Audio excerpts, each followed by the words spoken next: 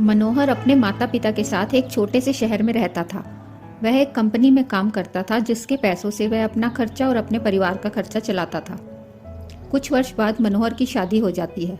उसकी पत्नी का नाम रिया था। रिया एक बहुत ही लालची किस्म की औरत थी। रिया को जब भी पैसे मिलते थे तो वह तरह तरह के कपड़े और गहने खरीद लेती थी।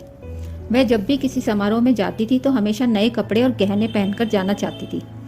जब उसके पास नए कपड़े और नए गहने नहीं रहते थे तब वह अपने पति मनोहर से जिद करके खरीदवा लेती थी। उसके लालच से उसका पति भी तंग आ गया था। मनोहर रिया को हमेशा समझाया करता था कि हमारी कमाई उतनी नहीं है कि मैं तुमको हर समारोह में जाने के लिए अलग अलग तरह के कपड़े और गहने खरीद कर ला दूं। मगर रिया उनकी बातों को मानने के लिए तैयार ही नहीं होती थी। एक दिन जब रिया किसी समारोह में गई थी तब उसकी एक सहेली मनीषा उसके घर पर आई। मनीषा ने रिया की सास से उसके बारे में पूछा।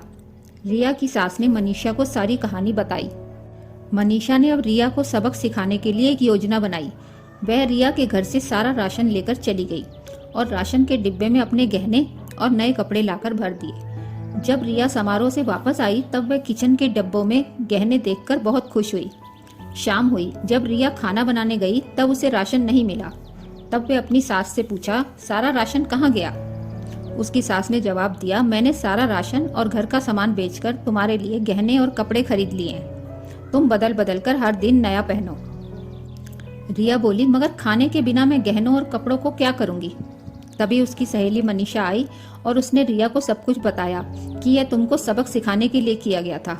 अब रिया को समझ में आ गया, जीवन जीने के लिए सबसे ज्यादा जरूरी भोजन होता है, ना कि बदल बदल के गहने और कपड़े पहनना। रिया अब अपने पति की कमाई के अनुसार ही सारा काम करती थी और वह खुशी खुशी रहने लगी। अगर आपको हमारी कहानी पसंद आई हो तो वीडियो को लाइक और चैनल को सब्सक्राइब करें।